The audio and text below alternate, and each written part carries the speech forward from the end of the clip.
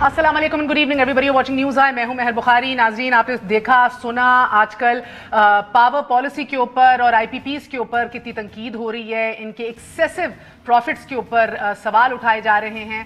हम समझने की कोशिश करेंगे कि आईपीपीज का मौकफ क्या है इस हवाले से। 94 ऑनवर्ड्स हम पॉलिसीज देख रहे हैं, पॉलिसीज गलत थी या इनके मुआहदे सिरे से अनफेयर थे, ये सारा कुछ आज डिस्कस करेंगे क्योंकि हमारे साथ खालिद मंसूर साहब मौजूद हैं, CEO हैं हब पावर कंपनी के, chairman independent power producers advisory council as well. So he is the man of the hour जो इन चीज़ों का जवाब दे सकते हैं। कुछ ऐसे नुकात भी हैं, रिबटल्स जिनको आप कह लीजिए, जो तैयार किए हुए आईपीपीज ने भी, उन बड़े बड़े इश्यूज के ऊपर जो आप पिछले हफ्ते, डेढ़ हफ्ते, 2 हफ्ते से देख रहे हैं टीवी के ऊपर, बहुत से इश्यूज इनके मुताबिक सेंसेशनलाइज हो रहे हैं।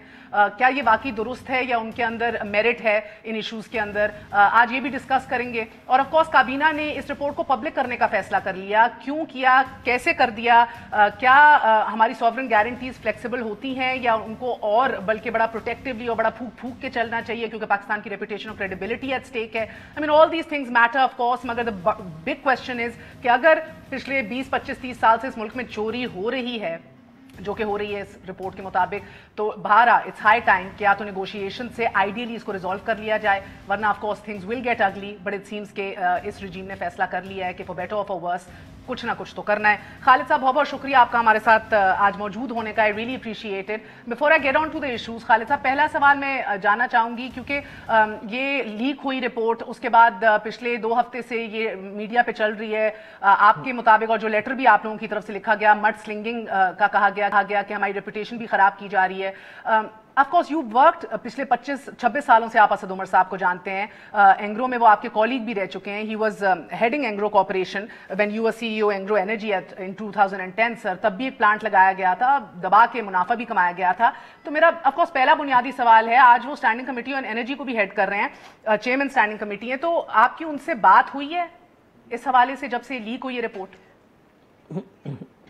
मेहर, अस्सलाम वालेकुम जी। सबसे पहले तो बहुत शुक्रिया, आपने फाइनली हमें इनवाइट किया, आई ट्रूली अप्रिशिएट दैट।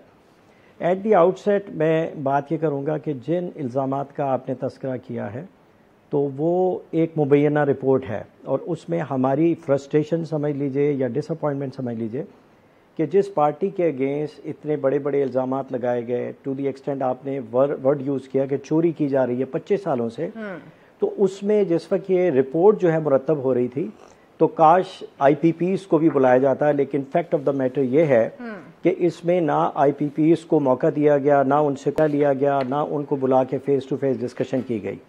बहरहाल वो that is the issue under the ठीक है जी। अच्छा, अब आपका जो सवाल है कि जी हाँ जी, मैं बिल्कुल एंग्रो एनर्जी जिस वक्त लग रही थी उस वक्त I was CEO at that point in time. देना चाह रही थी मैं, इसके 300 पेजेस की ये रिपोर्ट है, पेज 258 और 259 पे नेक्स्ट बी में ये लिखा है कि आपसे Khalid Mansoor head of IPP association से मुलाकात हुई थी। गलत लिखा है? किसकी जी? देखें, वो जो इनिशियल जो मुलाकात हुई थी वो दैट वाज जनरली कि how this process is to be carried out. उस वक्त तो उन्होंने एक जनरल व्यू लिया मुझसे पावर सेक्टर के मुतालिक एटसेट्रा, लेकिन उन्होंने साथ में ये भी कहा था कि जिस वक्त हम ये रिपोर्ट पूरी तरीके से मुरतब कर लेंगे और उस वक्त हम कंक्लूजन की तरफ जाएंगे तो उस वक्त हम आईपीपीज के कुछ नुमाइंदों को मदऊ करेंगे। अच्छा। ताकि आप हमारा पॉइंट ऑफ व्यू भी समझ लें, तो उसमें क्रेडिबिलिटी आ जाती। आपसे कहा अब अगर आप यूनिलैटरली रिपोर्ट, जी बिल्कुल कहा गया था जी। So Khalid sahab, bear with me for a second, मुझे असद उमर साहब का प्लीज जवाब जरूर दीजिएगा, बिकॉज वो अंडरस्टैंड करते हैं प्रॉफिटेबिलिटी क्या होती है, किस तरह कंपनीज काम करती हैं, क्या इंप्लीकेशंस होती हैं अगर इस तरह जो हो रहा है हमारे सामने इन चीजों का। He understands all these things and he doesn't have a socialist view to profits and companies either, जो most politicians like to talk about. So having done all that and then ये भी खबर है कि he is been one of the people जो कि जिन्होंने suggest किया इसको पब्लिक करें। 26 साल से आपके कॉलीग रहे हैं, आपकी बात हुई है उनसे? जी देखिए जी, मैं पहली बात करूं, उनसे मेरी बिल्कुल मुलाकात नहीं हुई और उसकी मेन रीज़न ये भी है कि yes he is very capable person, probably one of the person अगर मैं उनको बेंचमार्क करूं बाकी लोगों से, उनकी इंटेलेक्चुअल कैपेसिटी, उनकी सोचने समझने की सलाहियत, he is a world class professional from that perspective. और ये भी आपका कहना दुरुस्त है कि जिस वक्त ये एंग्रो एनर्जी लगा था, ये वो ज़माना था, 2002 की पावर पॉलिसी है जो शुरू 2000 में इशू हुई और 2008-9 तक कोई इन्वेस्टर इसमें आने के लिए तैयार नहीं था। और जिस किस्म का ये प्लांट लगा उसके अंदर असद उमर साहब को भी बड़ा क्रेडिट जाता है, क्योंकि ये कादरपुर गैस है, परमिएट गैस थी जो साल से वो वेंट हो रही थी और उससे ना सिर्फ नेचुरल रिसोर्स ज़ाया हो रहा था बल्कि it was causing huge pollution in the adjoining community as well. ठीक है। और उसके अलावा एक चीज़ मैं आपको और भी बताऊं कि for the first time after many many years, जब इससे पहले वाली रिजीम में जो कुछ हुआ और इन्वेस्टिगेशन हुई IPPs को, जब इन्वेस्टर चले गए तो कोई भी ना लेंडर आने को तैयार था ना इन्वेस्टर आने को तैयार था। अब जब ये पॉलिसी बनी तो उसमें पॉलिसी बनाना हुकूमत का काम होता है। ये उनकी सवाबदीद है कि इन सारे हालात को देख के, सप्लाई डिमांड को देखते हुए, उस वक्त मुल्क के अंदर लोड शेडिंग भी शुरू हो चुकी थी और उसके बाद कंट्री का रिस्क भी आपको याद होगा कि कोई मुल्क में आने के लिए तैयार नहीं था सिक्योरिटी पॉइंट ऑफ व्यू से। मैं एक मिनट, मैं if you just let me finish, तो मैं ये कह रहा हूं कि ये पहला प्रोजेक्ट था एंग्रो एनर्जी का जिसके अंदर world renowned lenders IFC, DEG, Proparco, Swedfund, OFIDI किस बेसिस पे आए? पब्लिक पॉलिसी है। और वो सिर्फ ये नहीं है या एंग्रो को या XYZ को अवेलेबल थी, it was a public policy available and anybody could come. Despite of that नतीजा आपके सामने है कि कितने इन्वेस्टर उसके बाद सामने आए।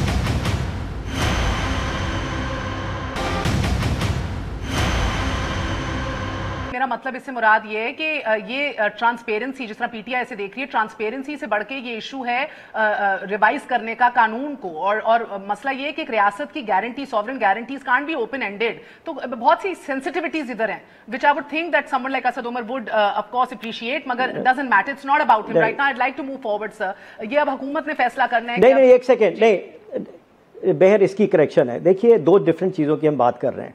अगर हम बात ये कर रहे हैं कि पॉलिसीज़ को चेंज होना चाहिए नहीं होना चाहिए, उसके फॉलोआउट्स क्या हैं, इट्स ए सेपरेट सब्जेक्ट। लेकिन अगर ये जो रिपोर्ट है ये पब्लिक हुई और उसके बाद अगर फोरेंसिक ऑडिट का मसला है तो वो पहली वाली बात है जिसका आपने तस्करा किया कि भाई अगर इसके अंदर किसी ने in violation of the contract जो हमने गवर्नमेंट के साथ साइन किए जिसपे सॉवरेन गारंटी है, अगर उसकी नॉन कंप्लायंस हुई है, ये पूरी रिपोर्ट उठा के देख लें। जहां पर भी वो कहते हैं कि होशरुबा मुनाफे हैं, वहां पर मुझे एक सेंटेंस दिखा दें कि होशरुबा मुनाफे in contravention to the contract which was signed between the IPPs and government वो किए गए।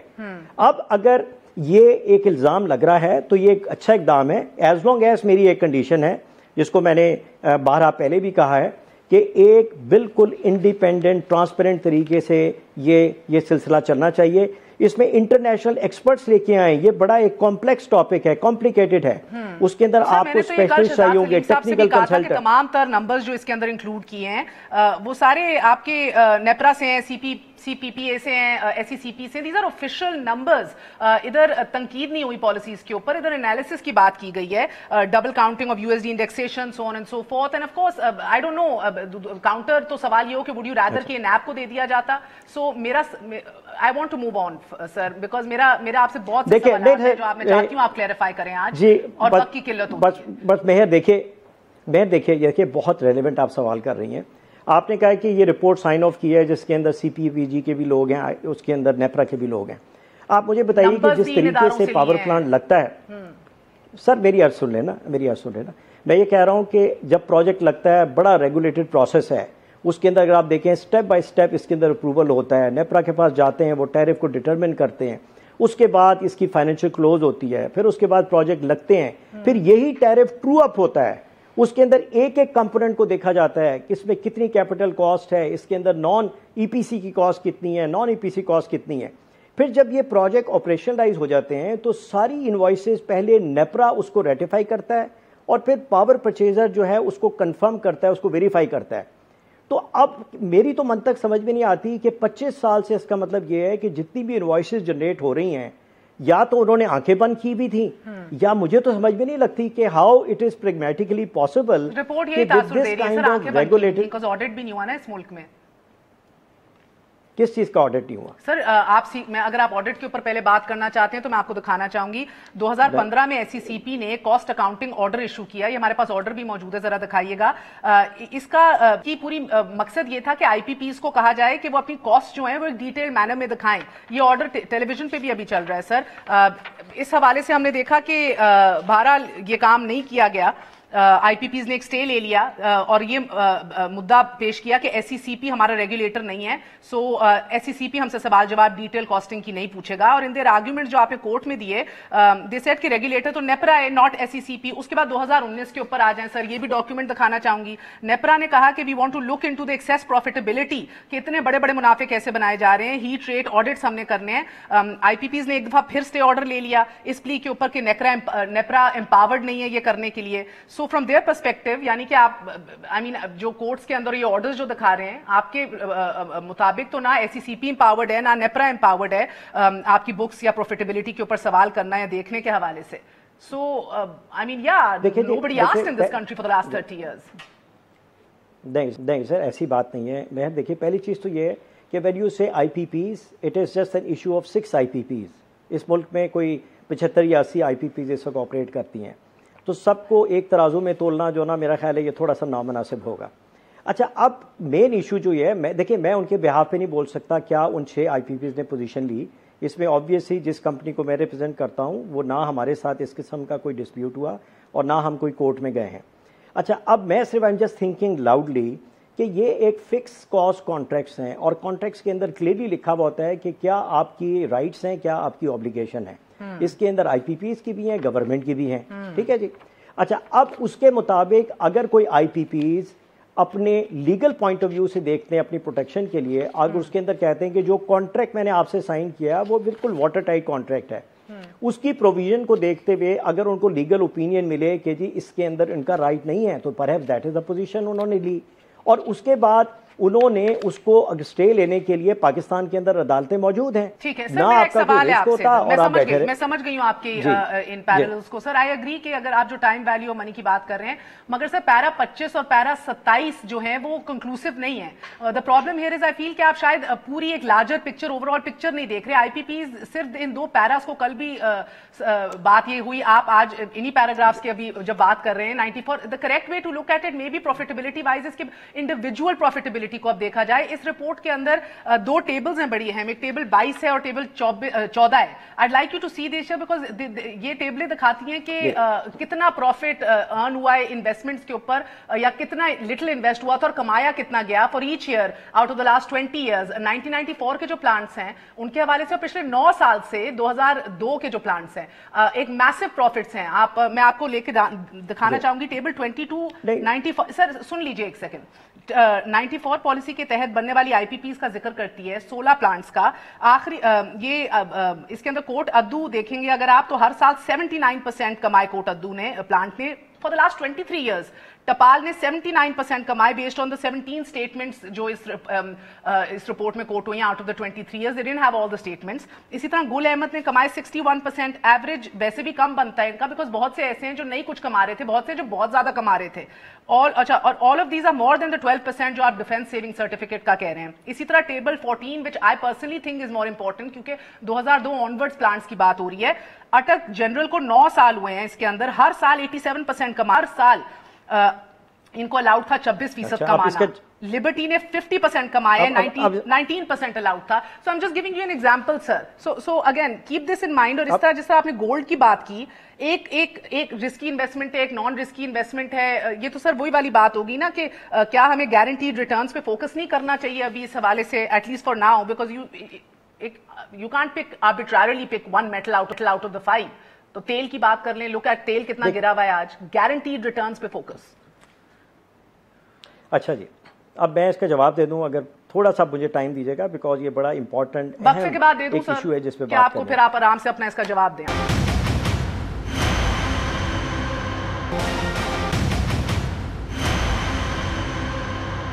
वापस आने का शुक्रिया जी। आपने खालिद साहब जवाब देना था, और ये भी आप लोगों ने कहा एक्सेसिव रिटर्न्स एब्सोल्यूट टर्म्स में मीनिंगलेस हैं। तो सर ये किस तरह मीनिंगलेस हैं? यानी पे back period is a reasonable tool for evaluating return ना। आईआरआर और टाइम का एक डायरेक्ट रिलेशनशिप भी है, इसके ऊपर भी बात कीजिएगा। एंड देन ऑफ कोर्स जिन टेबल्स का मैंने जिक्र किया, individual profits of these companies which is huge, whether you look at Tapal या Gul Ahmad, energy investment, so on and so forth. मेरा अब आप मुझे मौका दीजिएगा, आपने 3-4 सवाल किए हैं, please allow me to explain that. इंशाल्लाह you know I will try to be as simplistic as possible. पहली चीज़ तो ये है जी कि जिस तरीके के साथ हमें इंटरनेशनल फाइनेंशिंग अकाउंटिंग सिस्टम को फॉलो करना पड़ता है, तो उसके अंदर जो आपको प्रॉफिट की लाइन नज़र आती है दैट इज़ अकाउंटिंग प्रॉफिट। तो इसका मतलब ये है कि आपको पूरे टैरिफ के अंदर जितना मिला और जो आपके उसके अंदर जो कंपोनेंट करने के बाद एक अकाउंटिंग प्रॉफिट, ये टॉप लाइन होती है। उसके बाद इसका मतलब ये नहीं है कि वो सारा का सारा प्रॉफिट जो है वो इन्वेस्टर की जेब में आ रहा है। उसके अंदर जो है डेट की रीपेमेंट होती है, इंटरेस्ट पेमेंट होता है, प्रिंसिपल होता है, फिक्स कॉस्ट होती हैं, O&M कॉस्ट होती हैं, और उसके बाद जो बॉटम लाइन बचती है तो that is what is available to the investors. अब अगर आपको, लेकिन हमारे अकाउंटिंग स्टैंडर्ड के मुताबिक हमें उसको दिखाना होता है एज आवर प्रॉफिट, लेकिन वो डिटेल नहीं होती कि उसके अंदर उस प्रॉफिट के बाद कितना हमने अपने लेंडर्स को वापस किया, कितने दूसरे तीसरे खर्चे हुए। ये हमारी बैलेंस शीट के अंदर ये सारी डिटेल होती हैं। अब सवाल ये पैदा होता है कि अगर फॉर इंस्टेंस ये चीज़ जो टॉप लाइन को अगर आप इक्विटी से डिवाइड कर देंगी तो फिर एनीबडी वुड से कि होशुबा मुनाफा है 60%, 70%, 80% और what ever, but that is not what the reality. तो ये ग्लेरिंग गैप्स हैं। और अगर फॉर इंस्टेंस मैं ये एक मफरूज़ा आपका मान भी लूँ कि वाकई इसके अंदर 15% के बजाय 60% मुनाफा मिला है, तो इसका जवाब तो बड़ा अच्छा है जो गवर्नमेंट ने फैसला किया कि फॉरेंसिक ऑडिट हो जाएगा, जिसके अंदर जो राइट एक्सपर्ट्स हैं वो आके उसको एनालाइज करेंगे। वो ये देखेंगे कि कॉन्ट्रेक्चुअली इनको कितना अलाउड था और एक्चुअली उन्होंने कितना मुनाफा बनाया। और उसके लिए आपको एक टीम चाहिए होगी जो एक टेक्निकल एक्सपर्ट हो, फाइनेंशियल एक्सपर्ट हो, रेगुलेटरी एक्सपर्ट हो और लीगल एक्सपर्ट हो।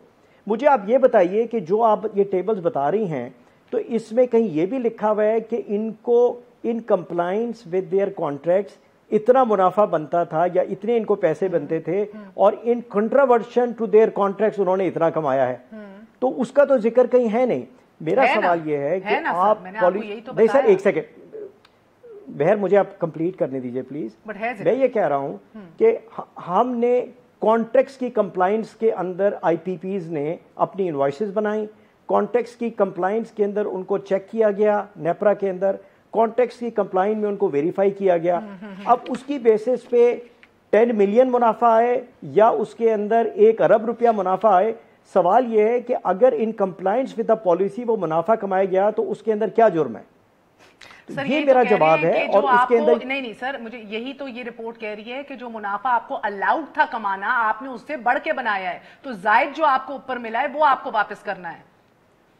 तो इसी का तो मैं आपको जवाब पहले दे चुका हूं कि देखिए, इसका तो तरीका ये होता ना, हमें आप आमने सामने बुलाते और हमें चैलेंज करते कि आपने मुनाफा ये कमाना था, आपने ये कमाया, उसका मौका नहीं दिया।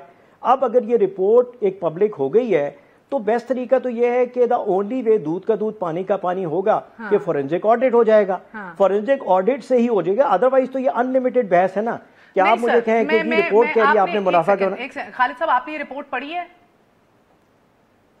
मैंने जी बिल्कुल डिटेल में नहीं पढ़ी, मैंने डेफिनेटली ब्राउज किया है। क्योंकि कल शहजाद सलीम साहब ने कहा था उन्होंने नहीं पढ़ी। सर, इधर मुझे लग रहा है कि मसला इधर यही है कि कमिटी ने एडजस्ट किया वे जिन डेट पेमेंट्स का आप जिक्र कर रहे हैं वो बकायदा इसके अंदर मैं पैराज निकालती हूँ, 22 पैरा 22 है, फिर पैरा 134 और 138 है, जिधर आपको टेबल्स एक्चुअली दिखा रही हैं एक्चुअल प्रॉफिट्स क्या हैं और उसके बाद जो अकाउंटिंग प्रॉफिट्स क्या हैं, ये डेट पेमेंट्स निकाल के। तो ये रेफरेंसी का आप जिक्र करें, this has been adjusted in the report. बहर, I will say that one more time. मैं कह रहा हूं कि जो हमारी असेसमेंट के मुताबिक इसके अंदर ग्लेरिंग गैप्स हैं जिनको हमें ब्रिज करना है। तो या तो मैं बार बार आपसे कह रहा हूं ना कि असल तरीका तो ये होता ना कि फिर बुला लिया जाता ना उन सारे के सारे रिप्रेजेंटेटिव्स को, कि बुला के आप बैठ के उनसे कहें कि एक्सप्लेन करें। इसके ऊपर ये समझ आती है कि आप लोगों की तमाम तर उनने फाइनेंशियल स्टेटमेंट्स देखी हैं, सारे रिकॉर्ड जो अवेलेबल हैं निकाले हैं और बुला लिया जाता। एब्सोल्युटली राइट, आई थिंक बुला लेना चाहिए, एब्सोल्युटली सर। मगर आई थिंक कि बियॉन्ड द फैक्ट कि ये कहा जाए कि हम आपको आर्बिट्रेशन में ले जाएंगे या ये तो सॉवरेन गारंटीज हैं, यू कांट क्वेश्चन अस, या ये तो प्रॉफिट थे और ये हमारा ही हक है, आई थिंक इससे बियॉन्ड बात होती नहीं है अनफॉर्चुनेटली। नो, नहीं, एक सेकंड, नहीं जी नहीं, ये बिल्कुल फैक्चुअली ये सही बात नहीं है।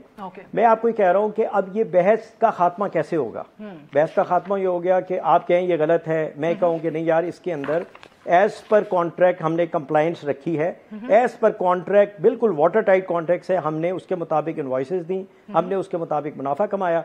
अब अगर उसमें डिस्प्यूट आता है तो let the forensic audit takes place. End of the day 25 साल से ये इल्जामात चल रहे हैं, तो इसका फैसला होना चाहिए। नाउ सर अब मुझे पूछा कि इतनी ऑडिट की रिक्वेस्ट आई, आप लोग स्टे ले लेते हैं।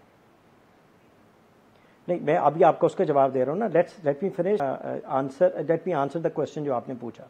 अब ये है कि जी के कॉन्ट्रैक्ट्स हैं, कॉन्ट्रैक्ट्स के अंदर ये होता है कि अगर कोई डिस्प्यूट हो तो डिस्प्यूट को आप क्या कहते हैं कि आप बाहमी तौर पे डिस्प्यूट को रेजोल्यूशन कर लें।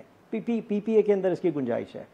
अच्छा, अब मैं आपको एक एग्जांपल देता हूँ। 2002 पावर पॉलिसी की बात है कि उसके अंदर हमें टाइम पे पैसे नहीं दिए गए। हम जितनी बिजली बेचते हैं, आप जिस तरह ये कह रही है ना होशरुबा मुनाफे हैं, उसी तरीके से होशरुबा रिसीवेबल हैं आईपीपीज के। सारे आईपीपीज के 600 बिलियन रुपीस से ज्यादा क्या रिसीवेबल है। सारे के सारे IPPs are at the verge of अपने डिफॉल्ट के ऊपर बैठे हुए। मैं एग्जांपल ये दे रहा हूं कि 2011-12 के अंदर ये हुआ कि हमें पैसे नहीं मिल रहे थे, और जब पैसे नहीं मिले तो क्या हुआ कि हमें तेल खरीदने की इस्तात हमें बिल्कुल ख़त्म हो गई। रनिंग फाइनेंस लाइन का सहारा देते हैं वो बिल्कुल चौक हो गई। जब हमें के गवर्नमेंट ने पैसे नहीं दिए तो हम तेल नहीं खरीद सके। उस वक्त तो सप्लाई डिमांड के अंदर बहुत सिचुएशन थी। हमें डिस्पैच ऑर्डर मिला, जब हम डिस्पैच नहीं कर सके तो उन्होंने क्या किया कि यूनिलैटरली हमारी कैपेसिटी काट दी, और ये जो आईपीपीज हैं ये कोर्ट्स के अंदर चले गए। 2013 में जब ये नवाज शरीफ साहब की हुकूमत आई तो उस वक्त आपको याद होगा कि ये जो ओवर ड्यूज थे तकरीबन 480 बिलियन वो अदा किए गए। तो उस वक्त जो फाइनेंस मिनिस्टर थे इसाक डार साहब, उन्होंने आईपीपीज को बुलाया और उन्होंने कहा कि ये अच्छा नहीं लगता, हमें बाहमी तौर पर इसको हल करना है। आप ऐसा करिए कि एक लोकल आर्बिट्रेटर रख लें। जस्टिस साहिर अली साहब को आर्बिट्रेटर रखा गया। उन्होंने फैसला आईपीपीज के हक में दिया, और लेकिन फिर भी हुकूमत ने कहा हम इस फैसले को नहीं मानते। तो फिर लामहला आईपीपीज मजबूर हो गए कि इस मसले को London court of international arbitration में ले जाएं। वहां पर हमें भी मौका मिला, गवर्नमेंट को भी मौका मिला, हम जीत गए। अब जब हम वापस आए तो वो जो अवार्ड था वो हाई कोर्ट में गया हुआ है एनफोर्समेंट के लिए। हमें पावर डिवीजन ने बुलाया और उन्होंने कहा कि ये मसला हमारा आपस में, वी आर पार्टनर्स, इसको बाहमी तौर पर रिजॉल्व कर लेते हैं। तो यही आईपीपीज गवर्नमेंट के साथ बैठी और बहुत अच्छे माहौल में हमने बात की, और हमने कहा कि ठीक है जी, ये जो अवार्ड हम जीते हुए हैं उसकी पेमेंट बनती थी इंक्लूडिंग इंटरेस्ट क्लोज टू, अगर मैं अब देखूं को 18 बिलियन, हमने कहा उसको हम विड्रॉ कर लेंगे। इसके अलावा उन्होंने कहा कि क्योंकि मुल्क के अंदर इस्तात कम है तो कुछ हमारी जो कॉन्ट्रेक्चुअल राइट्स थे उसके अंदर भी हमने उनको flexibility they the. For instance कि ये जो हमारा लेट पेमेंट इंटरेस्ट है वो 4.5% होता है, इट इज ए डिटेरेंट। इसमें यह है कि गवर्नमेंट को 30 दिन के अंदर हमें पैसा देना है, तो 4.5% ओवर काइबोर ये एक पेनल्टी रखी हुई है, इट इज ए डिटेरेंट। आप 30 दिन के अंदर पैसा दे दें जो कि आपका कॉन्ट्रेक्चुअल ऑब्लिगेशन है, जो आपको तो फिर 0% लगेगा। हमने उसको कहा ठीक है जी 60 दिन तक हम इसको 2% कर देते हैं। इसके अलावा हमने कहा कि ये जो London court of international arbitration का फैसला है, इसका अवार्ड को हम विड्रॉ करते हैं एज लॉन्ग एज आप भी कॉन्ट्रैक्ट को लेटर एंड स्पिरिट के अंदर फॉलो करें। इसी तरीके से जिन मुल्कों से हमें कंपेयर किया जाता है, चॉइस नहीं है। 80% कॉस्ट ऑफ पावर। मुझे एक मिनट, मुझे एक चीज का और जवाब देने दें before you go on to the break.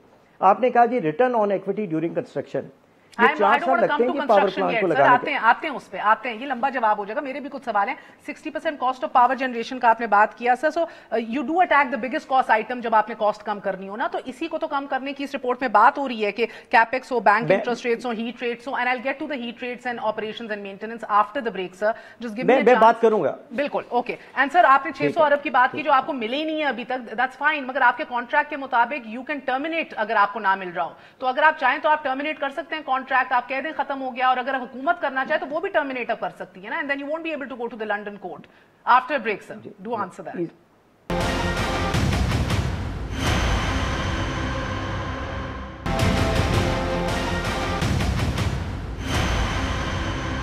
वापस आने का शुक्रिया। खालिद साहब आप अपना मेरे पहले ब्रेक से पहले का जवाब दे दीजिए सर। वक्त की किल्लत है इसलिए उसके बाद मैं हीट रेट और ONM के ऊपर आना चाहूंगी। जी बहर हम बात ये कर रहे थे कि return on equity during construction. देखिए ये होता है कि हर जो प्रोजेक्ट होता है ये बड़े कॉम्प्लिकेटेड टेक्नोलॉजिकली चैलेंजिंग प्रोजेक्ट्स होते हैं, इंफ्रास्ट्रक्चर प्रोजेक्ट इनको बोलते हैं। इनको 4 से 5 साल लगते हैं इस पूरे पीरियड के अंदर। अच्छा, अब ये देखिए कि अगर कोई इन्वेस्टर है उसने अपना सरमाया लगाना शुरू कर दिया, क्योंकि जिस तरीके से ये फाइनेंशियल क्लोज होता है ना इस प्रोजेक्ट का, जी। तो उसमें लेंडर्स कहते हैं कि पहले आपने इक्विटी डालनी है और फिर मैं आपको कर्ज दूंगा इस प्रोजेक्ट को लगाने के लिए। तो जाहिर बात है कि जो पीरियड होता है कंस्ट्रक्शन ड्यूरिंग, यानी पीरियड ड्यूरिंग कंस्ट्रक्शन, तो उसका रिटर्न जो है उसको एक्रू किया जाता है। जी। आपने कल शहजाद से यह सवाल किया था कि दुनिया के अंदर रिटर्न ऑन इक्विटी नहीं होता, तो कोई भी इन्वेस्टर ऐसा नहीं है कि वो कहेगा कि मैंने अपनी इक्विटी लगा दी, मैंने सरमाया लगा दिया, तो जिस पीरियड के अंदर कंस्ट्रक्शन हो रही है उसके अंदर मैं मुनाफा नहीं लूंगा। तो फिर वो जिस वक्त उसकी कमर्शियल ऑपरेशन डेट हो जाती है, तो फिर क्या होता है कि वो रिटर्न ऑन इक्विटी के अंदर उसको एक्रू करते हैं, फिर return on equity during that period वो बढ़ जाता है। तो ये बिल्कुल गलत मफरूजा है कि return on equity during construction जो है उसको एक्रू नहीं किया जाता और उसकी फिर कॉम्पनसेशन नहीं दी जाती। तो return on equity is part of it. और एक चीज और, मुझे आप कोई किसी मुल्क की मिसाल दे सकते हैं जो रिटर्न ऑन इक्विटी देती है ड्यूरिंग कंस्ट्रक्शन? मैं कभी गलत बयानी से काम नहीं लेता। I can't give you that, but I can check for you and get back to you. I checked, I couldn't find any either. But sir अगर आप इजाजत दें, मैं देख रही थी ये साइकिल तो पूरी दुनिया में है। मैं ये कह रहा हूं ना, मैं आपको इंडिया को कोट करना चाहूंगी। इंडिया के प्रॉफिट 16% हैं, that too in Indian rupees. Argentina it is 10% in USD, और Argentina is defaulted twice in the international market by the way. उसके बावजूद इंटरनेशनल इन्वेस्टर्स उधर जा भी रहे हैं and much lesser profits than what Pakistan is offering. तो फिर देखिए ना, ये तो फिर वही बात वहीं पर आ जाएगी। ये तो फिर पॉलिसी का हिस्सा है ना। हुकूमत ये कहे कि जी, मैंने आपको एक मिसाल दी कि 2002 में हुकूमत ने पॉलिसी अनाउंस की, कोई भी इन्वेस्टर आने को तैयार नहीं था। इवन जो लोकल इन्वेस्टर हैं उनको भी परसुएड किया गया। फिर पॉलिसी के अंदर फर्दर इंसेंटिवाइजेशन की गई कि उन्होंने कहा कि ठीक है जी, अगर एक फॉरेन इन्वेस्टर है और अगर फॉरेन इन्वेस्टर को आपने इक्विटी पे रिटर्न यूएस डॉलर में देना है, तो हमें आप क्या करें कि विदाउट एनी रिस्क, जो पाकिस्तान का जो यूएस डॉलर बॉन्ड होता है या यूरो बॉन्ड होता है, रिस्क फ्री होता है, उसके अंदर डॉलर की टर्म में रिटर्न 8.8% होता है। हाँ। अब अगर आप सरमाया लगा रहे हैं और पाकिस्तान की डॉलर रुपी पैरिटी चेंज हो रही है, कितनी है आप देखिए, जो 40 रुपए का डॉलर था आज 160 के ऊपर पहुंचा हुआ है। हाँ। हमारी जो इन्फ्लेशन है वही 7% होती है। सर ये आपका गलत मफहूम है कि 15% आईआरआर के ऊपर कंट्री रिस्क नहीं डाला जाता पीआईबी यील्ड के ऊपर, क्यों sir it does take into account country risk. अगर आप इस रिपोर्ट का पैरा 150 भी पढ़े ना, उसके अंदर डिटेल्स है गवर्नमेंट का कोई भी इंस्ट्रूमेंट जो है वो रिस्क फ्री नहीं होता। सो पाकिस्तान ने जो पीआईबी इशू किया, तकरीबन बैक देन की बात कर रहे हैं, दैट वाज 10% ऑफ रिटर्न। 2002 में 15% आईआरआर ऑफर किया गया, रिस्क फ्री रेट 10% था, यानी कि 10 और 15 का फर्क जो है वही तो आपका कंट्री रिस्क था, जिसको एडजस्ट करके आपको 15% दिया गया। तो फिर 15% भी फिर क्या बहस है? अगर उन्होंने 15% विद डॉलर इंडेक्सेशन दिया तो that is part of the policy. उसके मुताबिक कॉन्ट्रैक्ट फाइनलाइज हुए, उनके मुताबिक वो साइन अप हुए, उसके मुताबिक टैरिफ मिला, और उसी टैरिफ और कॉन्ट्रैक्ट की कंप्लायंस के अंदर हम अपनी इनवॉइसेस देते हैं तो पैसा मिलता है। मेरे पास वक्त बहुत कम है और आपका जवाब चाहूंगी सर, क्योंकि आप कहते हैं मसला क्या है, इधर वही मसला है कि हीट रेट्स का मसला है, ओएनएम का मसला है, जो फिक्स्ड हैं। आप सही कहते हैं आईपीपीज के 25 साल के लिए फिक्स्ड हैं। द प्रॉब्लम इज ये मिनिमम हीट रेट और ओएनएम है जो आईपीपीज को रिक्वायर्ड है मीट करना। अब ये दोनों पास थ्रू आइटम्स हैं, एज यू नो। अब आम को भी समझाने के लिए, मतलब कि एक्चुअल जो है वो जो paid, it will be as long as the minimum benchmark is met, IPPs can not pocket the difference. यानी कि मेरा आपसे सवाल है कि under the contract efficiency gains आपकी जेब में जाने चाहिए या हुकूमत की जेब में? ये शायद प्रॉब्लम है जो अभी तक तय नहीं हुआ। मैं आपको बताता हूं, देखिए जो फिक्स कॉन्ट्रैक्ट्स होते हैं तो वो नेपरा, जो देखिए एक प्रोसेस आपको समझना पड़ेगा। जिस वक्त कोई भी स्पॉन्सर अपनी पिटीशन डालता है रेगुलेटर के पास, तो रेगुलेटर के पास हर किस्म की एक्सपर्टीज है। उनके पास टेक्निकल एक्सपर्ट्स भी हैं, उनके पास रेगुलेटरी एक्सपर्ट्स भी हैं, उनके पास फाइनेंशियल भी हैं, उनके पास लीगल भी हैं। तो कहने का मकसद ये है, अब वक्त खत्म हो गया, शो खत्म हो रहा है, तो अगर आप इंशाल्लाह अगले हफ्ते भी टाइम निकालें, हमें समझाइए ये क्लॉ बैक मैकेनिज्म भी, और ये कौन से रेट्स के मुताबिक इधर कौन कौन सी गलतियां की गई हैं इस प्रोजेक्ट के अंदर, जिधर असम्पशंस हैं।